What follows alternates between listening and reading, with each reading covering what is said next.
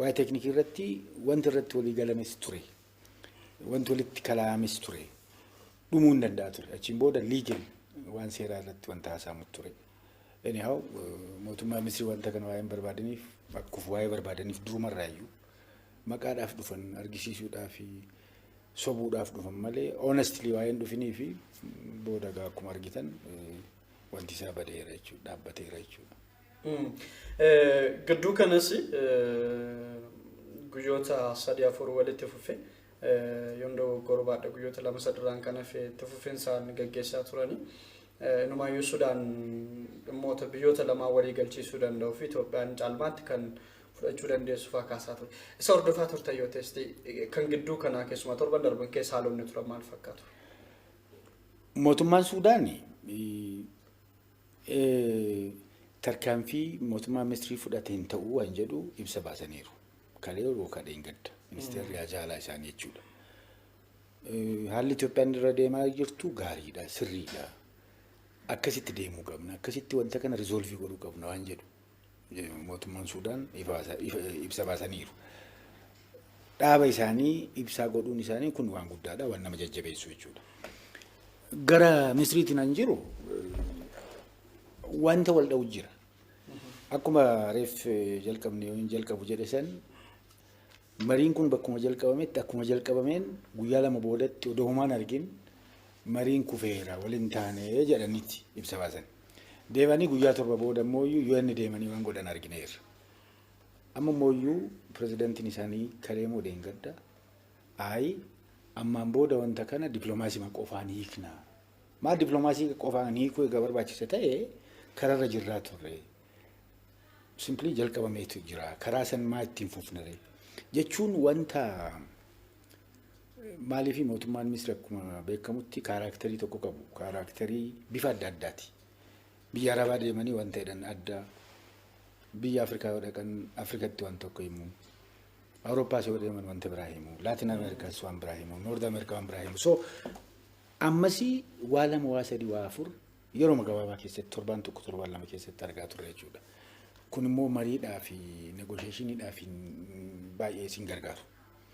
Negotiationii keessatti wanni guddaan tokko kennanii fudhachuu give and take. Negotiationiin wama hunda fudhachuu miti. Negotiationii tokko eega seente negotiationiin waraanaan adda ka jiru kana. Negotiationii waraanaan adda ka godhu yoo waraante mootee caccabsitee wama hunda fudhattaa jechuudha.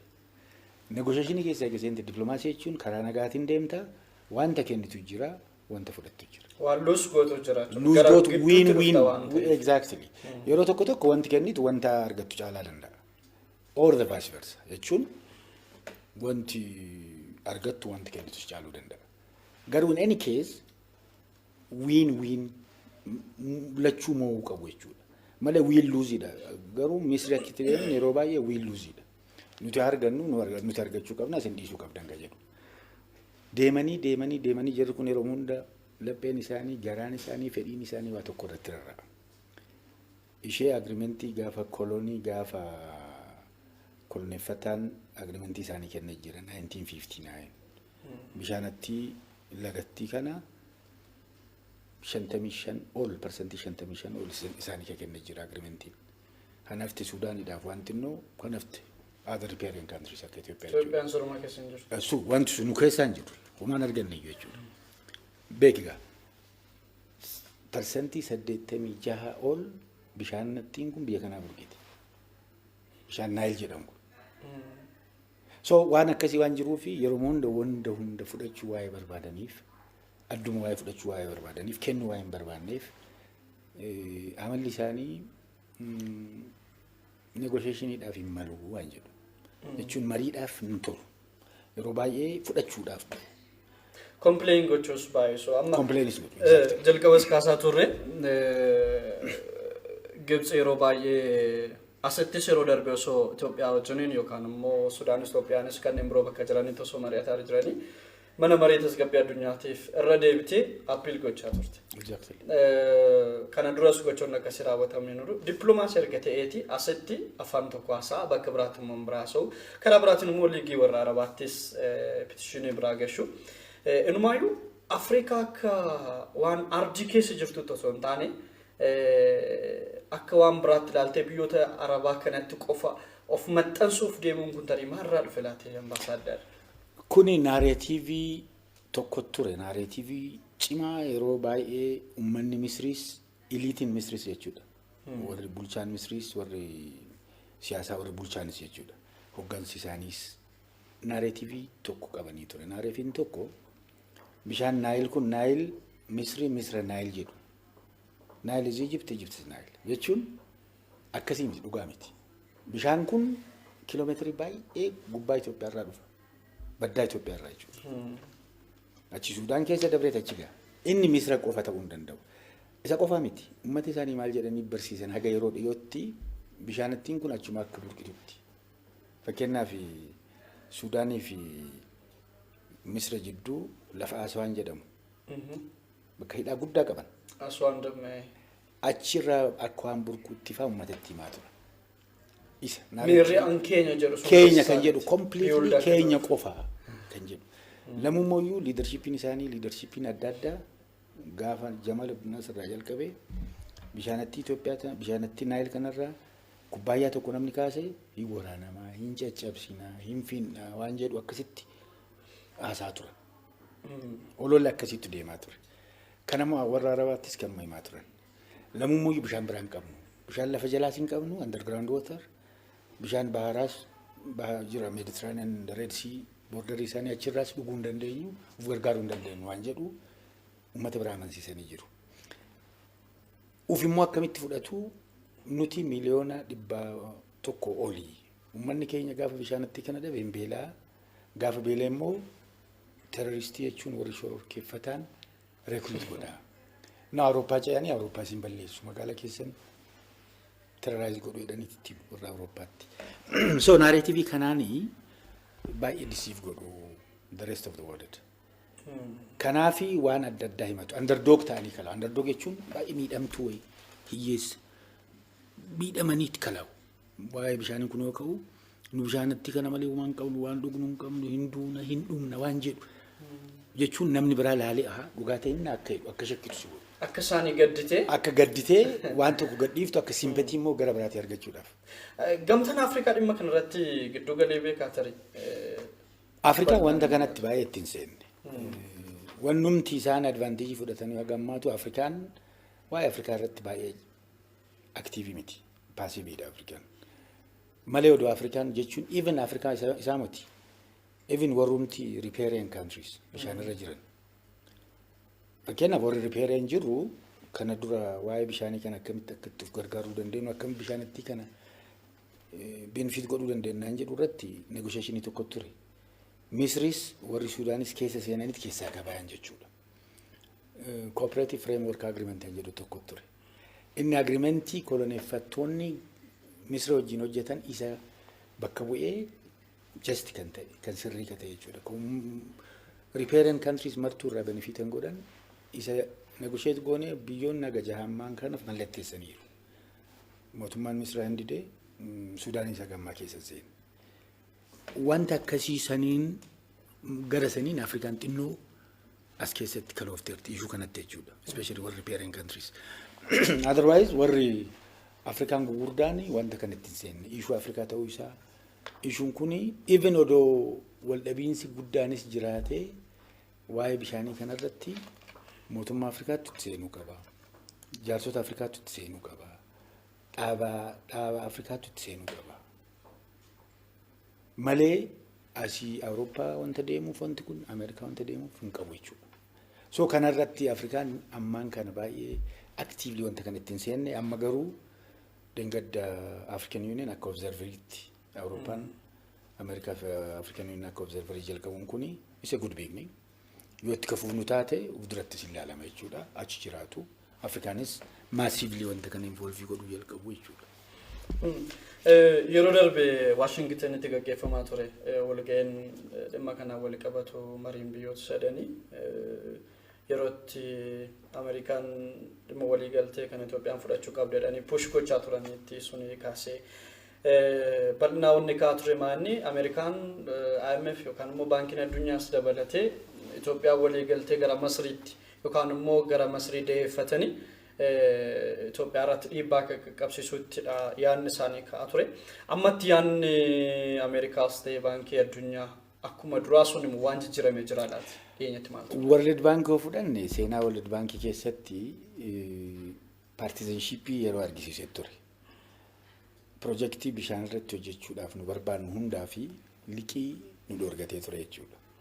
So liqii kennuudhaaf akka liqii kana immoo kennine maallaqa akka liqeessine an dorgaa turan warra Misriiti warra Gibsiiti jechuudha. So therefore partisanship in World Bank beekama durumaayyuu. Kanaafuu Itoophiyaan day one akka observeritti taatanii ilaaluu dandeettu, taajjabuu dandeettu malee araarsaa jaarsummaa ta'uu hin dandeettan waan jedhu ibsitee ture duris. Hin fudhanne garuu. Gara Ameerikaatiinis wanni jedhame kanuma ture. Ameerikaanis achi ka dhufteen akka observerii wanta nu hojjetaa jirru maal haasaa akka jirru eenyu akka sirrii ta'e eenyu akka sirrii hin taane akka ilaalan qofa akka dhaqanii taajjabanii yaada isaanii ibsaniif malee dokumentii fidanii kan irratti mallatteessa kan irratti mallatteessina akka jedhaniif miti. Achi keessa nu fudhanne durubarraayyuu. Garuu warri Misrii Itoophiyaan miilanumayyuu isaan maa kan irrattu contribution mediateerota maal ta'uu qaba kan jedhu jala murtee keessa. Exactly. Nuti akka observer jechuun waa tokko rooliin qabu. Rooliin observer ilaaluudha taajjabu. Mediator ta'uu hin danda'u. Mediator roolii mediatorii reeduun araarsaa jaarsummaan kan biraati. Jaarsummaan authority biraa qaba jechuudha. So in this case World Bankiin durumaa paartisanidha. Gara Misriiti. Misri gargaaraa ture. Liqii nu dorgatee ture. Track record akkasii waa'ee qabuu fi hin beekamu. Ameerikaan garuu wanta akkasii keessa seenuun ishiis baay'ee nu dinqisiiseera. Maaliif Ameerikaa wajjin saayibummaas qabna. Walitti dhufiinsi keenyas cimaadha. Wanta baay'ee fakkeenyaaf riijinii keessatti hojjetaa turre. Waan akkasii keessa seenuun intirestii Ameerikaas hin miidha, intirestii keenyas hin miidha. Basically Ameerikaa wanta kana of duratti fuutee ilaaltee argitee keessaa hin baate waan jedhuun abdii qaban personally. Malee akkas jiru Misrii wajjinis qabu saayibummaa walitti dhufiinsa cimaa qabu. Nan beeka. Waa'ee Middle East issue Filisxeemii fi Israa'el jidduu jiru irratti poozishinii Misrii baay'ee barbaadu. Nan beeka. Hin beekama kun. Haa ta'u malee Itoophiyaa hin gurguratan waan jedhuun abdii qabnaa ture. Anis amma personally akkasittiin strongly nan yaada akkas akka ta'e. Garuu in the long run gaafa Itoophiyaan jabaattee poozishinii ishii keette maaliif si dhiibu jarri kuni gaafa ittiin dhiibamettee dhaabbattee dhaabbataniis yaaduu danda'u. Namoonni baay'een maal kaasu Masriin amma keessumaayyuu gamtaa Awurooppaa keessaa gamtaa addunyaa keessaa namoota gurguddoo ta'an poozishinii irra kanneen jiran ni qabaatti. Sagaleen dhageettummaan ishee fakkeenyaaf Ameerikaan Masriidhaan dhimma Arab Liigii kana wal qabatee kiraasisii naannoo sun jiruuf poozishinii ni barbaadde sirriidha. Caalmaatti immoo namoonni baay'ee dhiibbaa uumuu danda'an gamtaawwan gurguddaa akka addunyaa keessatti jiran qabaachuun ishee Itoophiyaa caala sagaleen shakka dhaga'amus ni taasisaa jiru. Nuti gama saniin hanga kana dhabamuun keenya tarii dhiibbaa kanaaf nu saaxilatti ni yaadu. Well, normally biyyoonni lamaan biyya lama walitti fidde. Kan liqii kanaaf wal qabsiisee kaasuu barbaadeen hanga kam dhageettii qabaateetti nurratti dhiibbaa gochuu danda'a. Definitely akkuma reef jette sani namni isaanii poozishinii hin qaban World Bank keessa baay'ee qabu. Dhugaadha sunis. Influences qabu dhugaadha.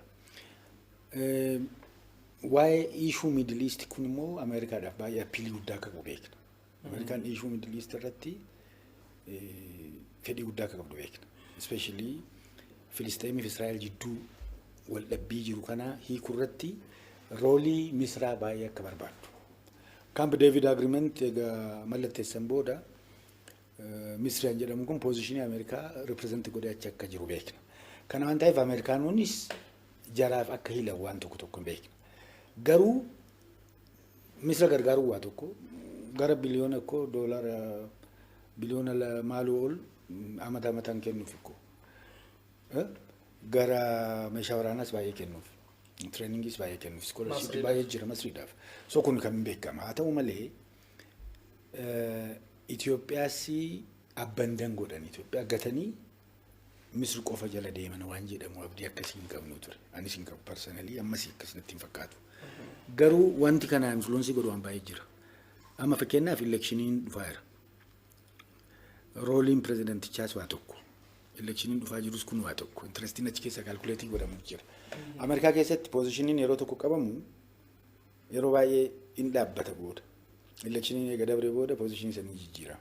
Maaliif interestiin electioniis jiramu? Electionii kana bahuudhaaf Middle East keessatti influensii qabaachuun especially lobby Israel fitti qabuun baay'ee barbaachisaadha pireezidentichaaf. So kanaafi warra Gibsii kanarratti baay'ee ba'aatti fe'aatti wanni godhu hin barbaadu. Malee Itoophiyaa miidhuudhaaf outright Amerikaan baate waan jedhamus perceptionii akkasii fudhachuunis xiqqoo nama dhiba. Garuu they are wrong. Itti himamuu qaba. Uummanni keenyas waan akkasii amma jalqabameera. Lammiin Itoophiyaas biyya Ameerikaa jiranis think tankiin bakka jiran civil society'n maaloon kuni iyyaa jiru himaa jiru. Xalaa tokko tokkos galchaa jiru Ameerikaadhaaf dhagamaa jiran jechuudha. Uummanni as yoo garuu lallabee uummanni wanta kana pronounce godhee yoo himate wanti kun hin dhaabbata waan jedhu abdiin qaba. Itoophiyaan jalqaballee kaastanii turtanii keessumaa yoo akka waan Masrii miidhuudhaaf itti yaadde deemaa jirtutti sadarkaa addunyaa taraabilee geettees kan ishiin beeksisuudhaaf deemaa jirtu. Duulli ministeera dhimma alaa biyyattiitiin yeroo darbees gaggeeffamaa ture kanuma kan agarsiisudha. Background duumarraa kaanii yookaan dhufnu uummanni isaanii laga kanarratti qofa dippendi ta'anii akka jiraatan amansiisaa deemuunis waan tokkodha. Sunirra darbee hariiroon Itoophiyaa fi Sudaan gidduu jirullee akka nagaan taane gochuudhaaf Masriin baay'ee waan shaakalaa jirtu fakkaata. San qofas miti doorsisni tokko ni mul'atu ifatti. Torban darbe keessa biliyeenerri biyya isaanii tokkos karaa Twitter isaanii barreessanii turan. Itoophiyaan karaa hidha kanaan dhufti taanaan lolarraa waan nu deebisu hin jiru waan akka jedhuun. Isaan kan kana gaafa walitti fiddanii Itoophiyaan Masriin hanga kam Itoophiyaa miidhuudhaaf political crisis keessaa yoo kana fiduudhaaf hanga kam shaakalti jennee fudhachuu dandeenya. Wal fedhii waa tokko fedhii san immoo hojiirratti jijjiiruun waan biraati. Haala amma jiruun biyyattiin Masrii jedhamnu kunis rakkoo baay'ee keessaa qabdi. Akkuma beekamu warra pireezidenti Musrii jedhamu warra Islaamistoota fundamentalistoota turan isaan wajjin rakkoon jiru baay'ee cimaadha. Ammas yoo ta'e ukkaamamanii jiru jechuudha. Mootummaan kun deep state'idha. Wanta baay'ee domestic crisis qaba. Economic problems rakkoo jira. Rakkoon hawaasaas baay'ee jira. Rakkoo adda addaa baay'ee jira biyya keessa jechuudha. Even rakkoon siyaasaas jira. Tokko rakkoo biyya keessa jiru kana immoo gara biraa uummanni akka laalu rakkoo keessaa sana akka laalles waa'ee bitti bishaanii kana. Laal biyyee baloo dhamtu kun Itoophiyaa dhamtu kun nu miidhuu barbaaddi. Si ukkaamsuu barbaaddi. Bishaan sirraa fudhachuu barbaaddi wanti jedhamu olala akkasii oofuuni kun immoo maluma mootummaa haaluma mootummaa adda addaati. Mootummaan attentionii daayivartii godhuudhaaf wanta keessa jiru akka laalle. Rakkoo keessa jiru akkuma inni ilaalle. Akkan gaafanne akka kana caalaqqoo sitti dhufaa jira. Kun mootummaan baloo dhamtu biyyattiin kun bishaan akkasii sirraa fudhataa jirti waan jedhamu waan akkasii deemsisuu hin jira. Akkuma jetteen immoo mootummaa Suudaan irrattis mootummaa Suudaan amma jiru kun mootummaa transiitioniiti. Ce'umsa irra jira. Foorsii adda addaa keessa jira. Influensii kana dura qabanis jiru. Influensii kana dura qabanis cimsanii foorsii adda addaa jiru kan immoo addaan qoqqoodanii Suudaan Itoophiyaa irratti akka kaatu intarestii Itoophiyaatiin ala akka dhaabbattu yaaluunis jira. Kun immoo dhugaa yoo laalle immoo Suudaan hidha haaromsaa kanarraa wanta baay'ee benefiitii biyya goote keessaa tokko isiidha. Waan gugurdaa argatte. Fakkeenyaaf bishaan ittiin evaporeeshiniidhaan badduun dhaabbataa jira jechuudha ammaan kana. Hidhaan kun evaporeeshinii dhaabaa fi reasonable bishaan ta'etu gadi flow godha. Lamuu kana dura immoo filadii baay'ee ture hojjetan. Lolaan Suudaan balleessaa ture. Lolaa isaan hin dhaabaaf. Sedimentation asii wanta bishaan gadi haree gadi fidu isa haruudhaaf ganzaba baay'ee baasuu ture Suudaan. Isarraa nagaa ba'anii yeroo ammaan kana.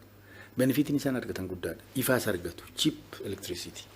So Suudaan benefiitii guddaa waa'ee akka argatan hin beeku gara isaaniitti. Garuu influensiin gara dhiibbaan gara Misraa isaanirra jiru laafaa waa'ee hin ta'inii fi luupoolis waa'ee qabaniif karaa itti seenanis qabu.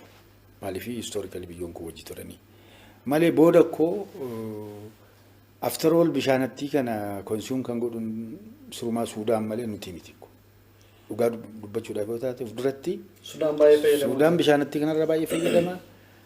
Irrigation kan qaban isaanii jallisii kan qabnu miti. Jallisii kan qaban Suudaan. Bishaan immoo kan nyaatu jallisa. Nuti bishaan biyya keenya Naayil irratti Abbaa irratti jallisii jira hin jiru. Bishaanattiin kun itti himne yeroo hunda gadi buutee tarbaayinii rukuttee elektirisiitii jenereet gootee dabarti. Sirumaa bishaan asitti seef goonee fi gad dabarsinaaf malee isaaniif benefiitiin guddaadha. Garuu warra Suudaan dhiisanii isaan amma Suudaan Itoophiyaa irratti akka kaatu yaalaa jiru garuu Suudaan intirestii isaanii irratti akkamitti dhaabbatu afoo intirestii fedhii isaanii akkamitti dhaabbatu waan jedhu waan qabuufi Suudaan Itoophiyaa wajjin jiraatti waan jedhu qaba. Hanga ammaatti wanni mul'achaa jiru kanuma akkasii. Kanuma fakkeenyaaf statementiin foreign ministeriin dheengaddamoo kalee kennes kanuma argisiisa.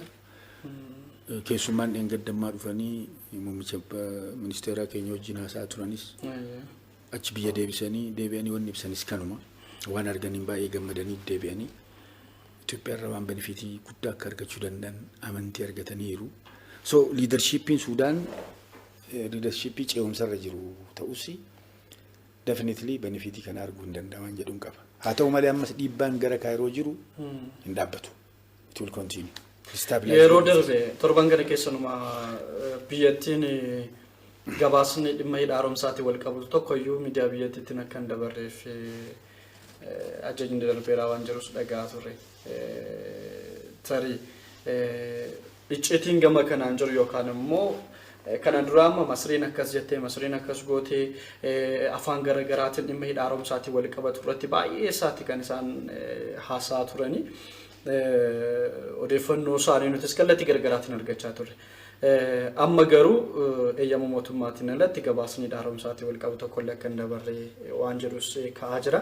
Kun icciitii gama sunii wal fakkaatuuf hojii isaanii akka hin saaxileef jennee fudhachuu dandeenya laata? Dhugaadha gara keenyaanis wanta haala jiru kanarratti ibsaan deddeebi'ee kennamuun gara miidiyaatiinis babal'atee deemaa jira. Keessattuu afaan Arabaatiinis akka biyya Arabaas meeseejiin kun ga'u wanti adda addaa hojjetamaa jira. Kun achitti dhagahamuu jalqabeera. Dhugaanis jirti. So kana waan ta'eef kanarraa ka'ee waa sadii saansal godhuu jalqabaniiru strongly. Tokko koronaa vaayirus irratti riippoortiin godhamu, gabaasni godhamu akka gadi bu'u. Maaliif baay'ee haalli isaa guddaadha.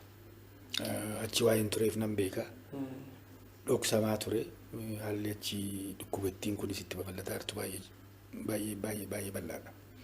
Tokko isa lamuu waa'ee Liibiyaa irratti. Liibiyaa wajjin amma almost lola keessa seenatti jiru jechuudha. Mootummaa Liibiyaa kan uummanni alamaa rikoognaayiz godhe beekumsa kenneef mootummaa san hin barbaadan. Isa Foorsii Haftar jedhamu Jeneraal Haftar Foorsii san achi kaa'uu barbaadu.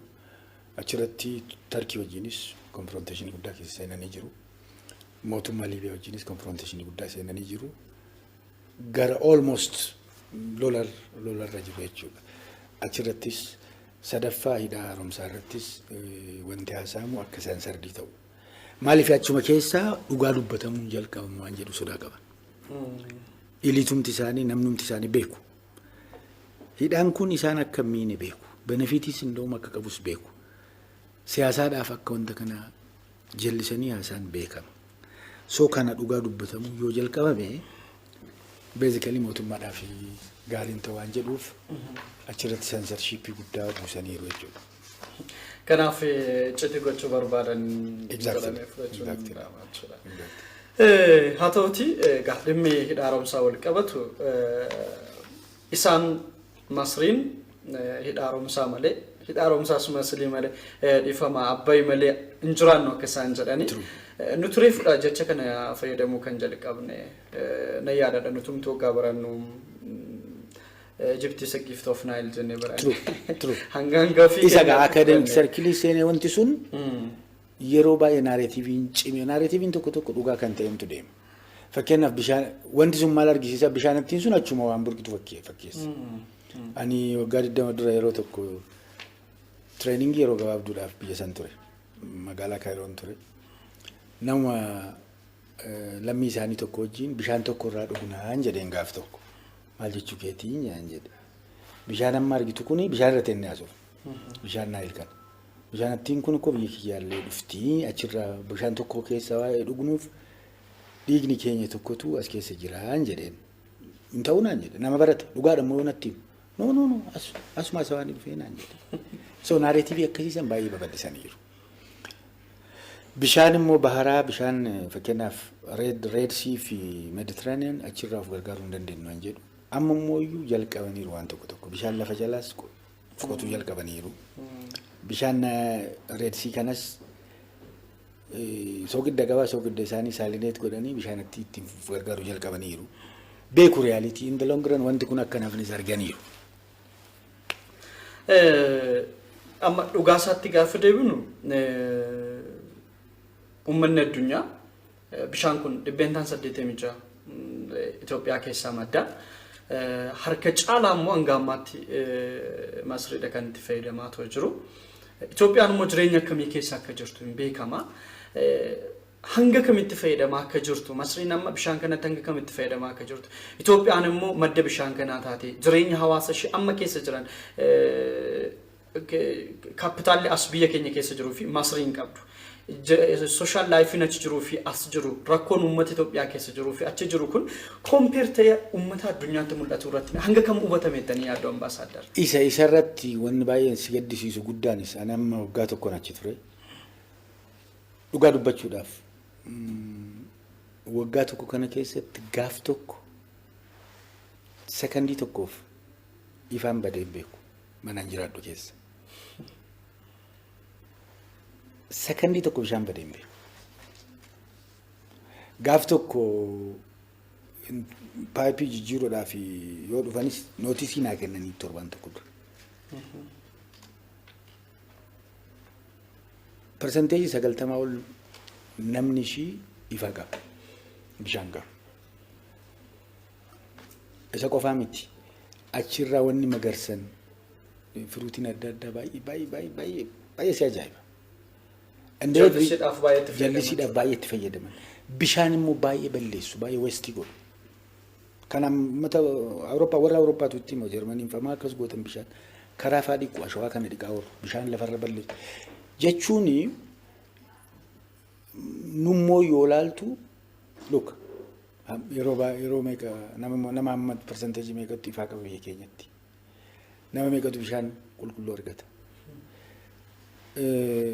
Indeed akkuma reef jette san persenteejii 86 ol bishaan attiin kun asirraa burkiti. Maaliidha kuni abaarsa waaqayyooti moo maaliidha? Maaliif akkas ta'a? Ta'uu hin qabu. Kana immoo uummanni alaas beekuu qaba. Kuni politically qofaa miti, even morally incorrect. Gara siyaasaatiin miti. Gara moraaliitiinis is incorrect. It's a crime against humanity. Maaliif uummanni kun miidhamuu hin qabu, akkas ta'uu hin qabu. Resources isaarraa benefit godhuu qabu.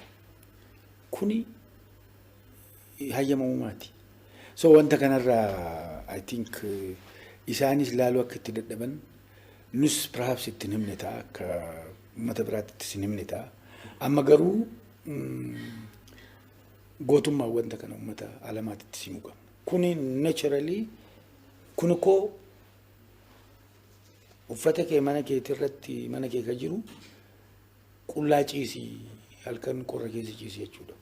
Uffanni si bira jirti. Akkanumaan ciisiiti qorri si yaa'anii godhu. Yookaan xilaa qabda. Ay sitti haroobu dhiisii higati.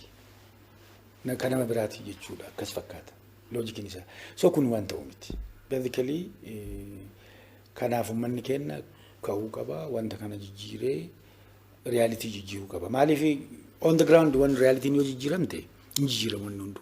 Fakkeenyaaf jarri kun gaafa hidhaa kana jalqabnu hin jalqabne Itoophiyaan hin dandeettu soobaa jedhaa turan na yaadadha. Accepting God. Media isaaniitu bakka no hin jalqabne waa sooba kun propaganda jedhaa turan. Amma realitii ta'ee lakkii waggaa gasitti guuttu waggaa gasitti hin guuttan jechuudha qaban. Amma realitii des feeta complete. So kana waan ta'eef wanta kana realitii goote on the ground realitii eega goone booda I think isaanis mataan isaanis hin jijjiirama ufitti araaramu reality wajjin hin araaramu wajjin hojjechuu dandeenya perhaps wajjin jiraachuu dandeenya. Hayyoota kaleessa dubbisnee tokkotu jiras biyya keessaati. Masriin akka amma fageenyatti guutiinsa bishaanii kanaaf sodaatti haasaa jirtu kana miti. Completely gara bishaan guutuutti Itoophiyaan seentee taanaan san booda waan jennu irratti haalota jiru sirreessuu irratti hojjetti malee kana darbaa waan deemu hin jiru waan jedha yaada akkasii kaasa. It's true because amma maal seete waan tokko achitti itti himaa turre. Bishaan kun lafa burqu beektu. Fakkeenyaaf xaanaan ammaan kana qabamee jira dhukkuba qaba. Haramaadhaan. Haramaan sun bishaan kana naachuralii dhaabuu danda'a. Indoom dhufaatii nu gargaara. Haramatti isa akka itti balleessummaa nu gargaara. Ani wanta kana warra ministeera bishaanii keessatti kaaseen ture. Waan biraa dhiiftanii odoo dandeettanii sirumaa hidhaa kana gargaaru qabdu. Because bishaan isinii kaasee evaporation hin jiru. Regulated water gadi bu'a. Jechuun reliability dha. Kana dura bishaanattiin gaafa lagni gadi lolaa ture yeroo tokko goguu danda'a. Amma immoo there is a certain amount of water in the dam isa argatu dandeettu. Wanta kanatti himaa turre. Garuu akkuma reefati jette akkuma jarri kalee jette jedhan jette san reality kana gaafa realize godhan gara biraatti hin darbu. Waan jedhu abdii qabaanis because it's fait accompli. Amma waa hidhaa kana isa balleessuuf sabotaajii godhu maal godhu akka dhaabbatu yeroo dheeratti akka hin guutamne maaloo kan ima hojjetu. Achiin boodas waan tokko balleessuu iyyaatu ta'a. Garuu gara booda akka reality egaa fait accompli ta'e booda feezii biraatti chaapterii biraatti akkamitti akka hojjennu irratti yaaduu hin jalqaban jedhee yaada. Namni baay'een amma cold war jechuu dandeenya miti jechoota darbachuudha. Itoophiyaan namni bishaan kana guutuuraan dhorku hin jiru. Nan guuta joottan gannaa kana keessa jechaa jirti. Mirga qabduutti fayyadamuudhaan ankootii ilaalcha jedhuun wali qabate. Masriin immoo itti fayyadamaan ture waggaa dheeraadhaaf waan ta'eef bishaan kana guutuu waan jedhu kaasaa jirti. Adeemsa amma jiruun tarii waraanatti seenuun hin oolu kan jedhu sodaan akkasii jira amma hawaasuma keessa gaafa gabbuutanii ilaaltanii sooshaal miidiyaa irras gaafa laallu fooliin akkasii waan jiru wayii fakkaata. Dhuguma adeemsi kun gara lolaatti nu seensisuu danda'atanii yaaddusin akka qaama mootummaattis observe akka gootanitti hariiroo biyyoota garaagaraa keessa akka ture waan beektaniif. Odoo wanti kun negotiationiin jalqabame kun technically akka gaariitti xumuramee gara seeraatiinis liigalii ka jiru seeraan xumuramee bishaan guututti odoo deemne gaarii ture. Haa ta'u malee jarri kun hin barbaanne wanta qaba. Sababa adda addaa fiduudhaan yeroo adda addaa sababa haaraa adda addaa fiduudhaan bishaan akka hin guunne akka hojii irratti wanti kun jijjiiramne wanta akkasii waan adda addaa hojjetaa jiru. Kana waan ta'eef guututti deemuun keenya sirriidha.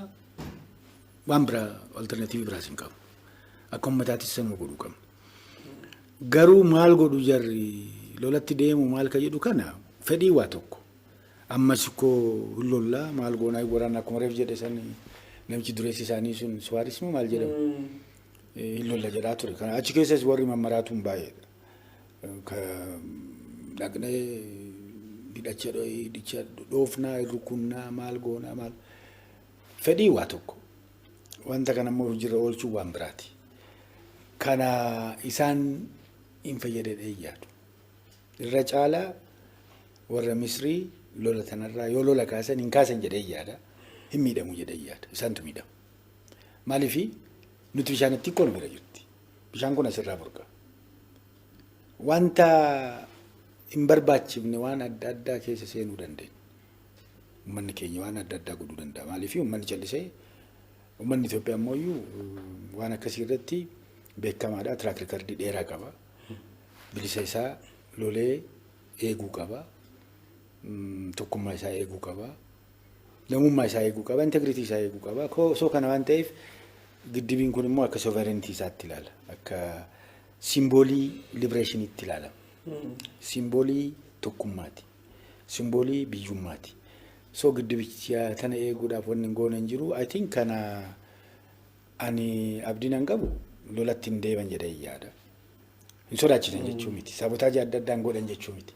Garuu lola keessan seenan jedhee yaada. Inni biraan dhimma hidha haaromsaa kana wal qabatee jalqaballee kaastanii turtanii biyyoonni yaa gadi yeroo baay'ee callisuutu mul'ata amma akka eenyummaatti yookaan immoo akka abbummaatti kan baay'ee hordofaa jiru nuufi isaanii gidduu kan jirtu Sudaanidha. Interruption yookiin immoo walitti dhufeenyi biyyoota yaa gadi wajjin jiru kun osoo dhufee isaanis irratti hirmaatanii waliigaltee kana keessatti yookaan immoo waliigalchiisuu kana keessatti hirmaataniiti. Xiqqoo smooth relationiin uumamuu danda'a laatti yaadonni jedhan jiru. Callisuun isaanii kun dhiibbaa qabaate kan jedhan. Hin barbaachisan biyyoonni ripeeren jedhamu keessattuu warri bishaan kanarra jiru gara biyya 7-8 jira. Biyya akka Buruundii, biyya akka Ruwaandaa, Keeniyaa, Taanzaaniyaa kuni warri CFA keessattuu mallatteessan kun qonqa isaanii kana caalaa odoo dhageessanii gaariidha waan jedhuun qaba. Dhaaba isaan qaban beeknaan wajjin jiru. Bishaanatti kana gara equitable an ta'een akka ittiin uf gargaaru akka ittiin gargaaramnu hin barbaadu. Kanaaf CFS mallatteessan.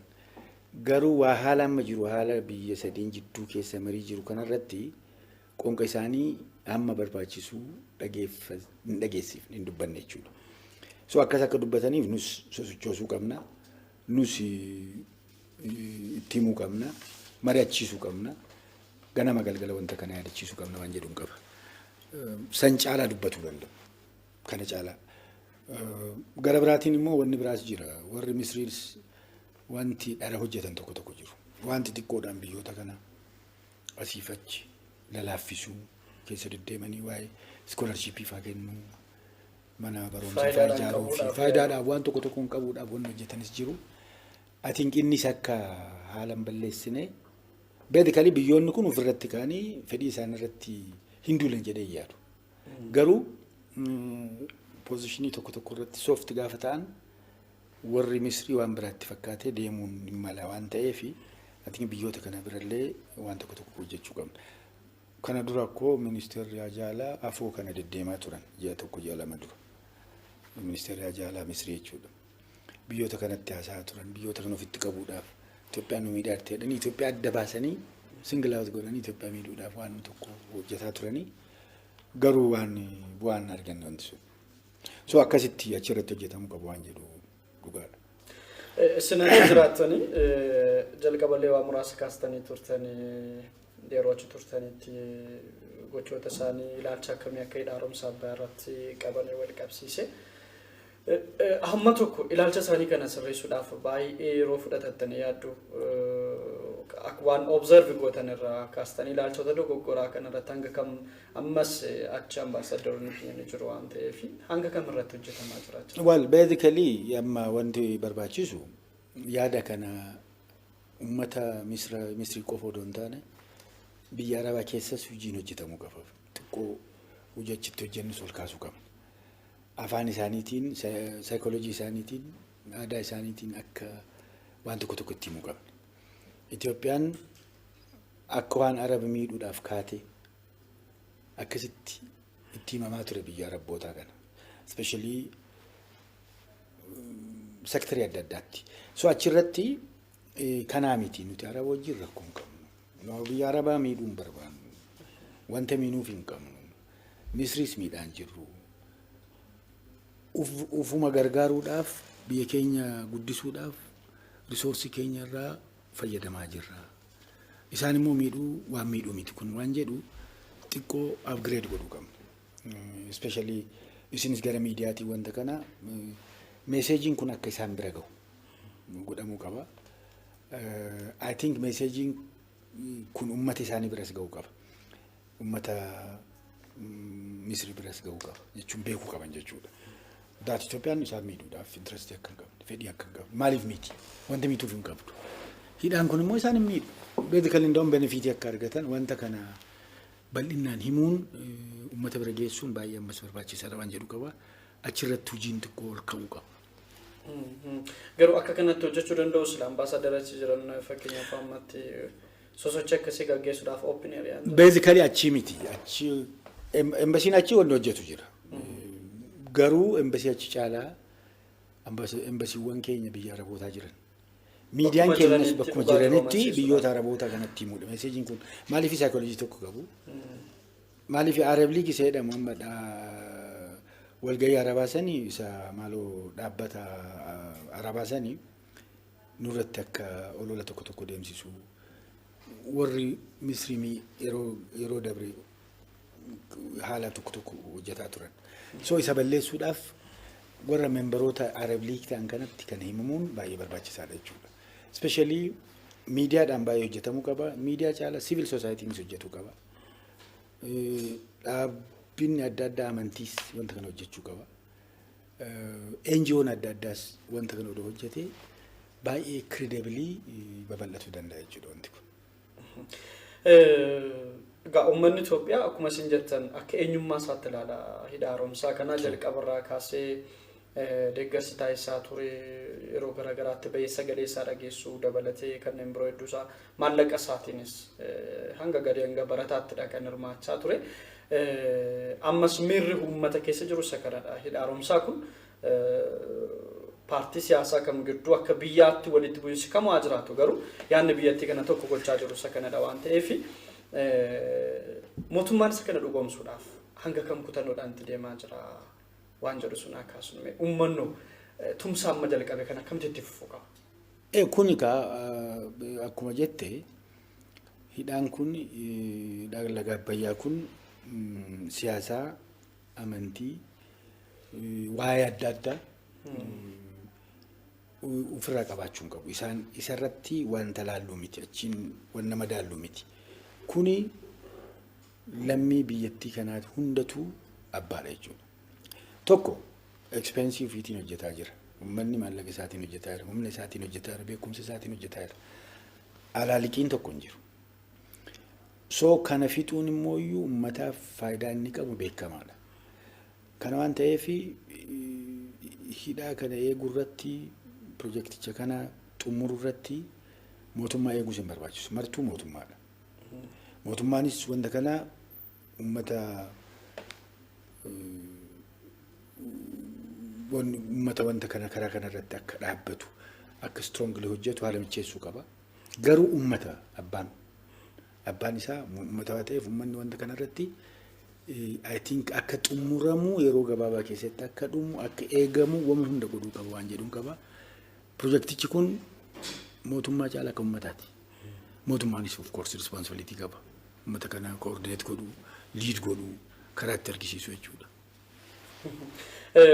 Isa dhumaa sunis kana booda gara miidiyaatti nutti dhiyaattu waan ta'eef aseese miidiyaan dhimma kanarratti baay'eensa hojjetaa jiru. Miidiyaan biyya keessa jiran dhimma kanarratti atteendi godhanii wantoota baay'ee kan isaan hojjetaa jiranii. Fuulduratti amma miidiyaan biyya Masrii ammattan dhorkaan kun akka biyyaatti kaa'amutti dhimma hidha haaromsaa irratti baay'ee bal'inaan afaanota garaagaraatiin kan bal'isanii hojjetanii. Miidiyaan biyya keessaa garuu yeroo baay'ee irra deddeebi'ee hin komatama. Ishuu torban lama ta'arraan kan hafeeti fufiinsaan ajandaan irratti kennamee to'in hojjetamu waan jedhutu jira. Isa kanarratti akka gorsaatti akka kallattiittis waan keessan yoo jiraate sanuu kaatii walitti qabnee galata muraate. Isuma gaa wanti jiru biyya Misra keessa miidiyaan jiru baay'eedha. Social miidiyaan isaa miidiyaan conventional miidiyaan baay'eedha. Afaan international ta'een afaan Arabaatiin, afaan Frenchiitiin, afaan Spaanishiin, afaan adda addaatiin wanti kun hojjetamaa jira. So kanaaf riichaawutiin isaanii bal'aadha. Riichaawutii kana nus akkasitti yaaduu qabna. San caalaas yaaduu qabna yoo dandeenye jechuudha.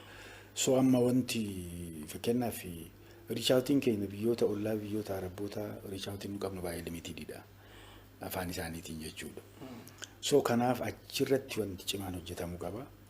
Even afaan biraatiinis uummata keenya awareness kennuudhaaf wanti hojjetamu babal'atuu qaba. Rooliin miidiyaa cimaadha. Rooliin miidiyaa cimaadha. So roolii kana babal'ifnee ittiin deemuu qabna kan jedhu qaba. Gara biraatiin akkuma reef jette anis ammas deebi'ee isin arguudhaaf baay'een gammadee waan affeertanis baay'ee galateeffadha. Wajji hojjenna. እንግዲህ ዋኑ እንዳረንፍኑ ድረስ ጋር ወንዳጆኑ ባየጅራ ገለቶማ ይቹን በርባደ አይ ባየ ጉዳ ገለቶማ አምባሳደር ዲና ሙፍቲ አመትሞ የኛቲ ገራ ብያት ደብተኒ waan baay'ee waliin hojjennaa deemumaa mootummaa taatanii mudamtaniitti waan taateefi irra caalaatti akka biyya kanaatti odeeffannoo update ta'e yookaan immoo yeroo yeroon haaraa ta'e uummanni kan dhaga'u qabu irratti hojjetamuu qabanne yaadna gama suniin miidiyaa wajjirra deebii wal agartoonni waa yaannuuf yaada bal'aanuu kennitaniif guddaa galatoomaa isiniin jedha. Baay'een isin galateeffa. Kabajamtoota daawwattoota keenya dhimma hidha haaromsaatiin wal qabsiisne dhimmoota naannoo sun jiran irrattidha ambaasaadar Diinaa wajjiniin kan nuti asitti turtii taasisne.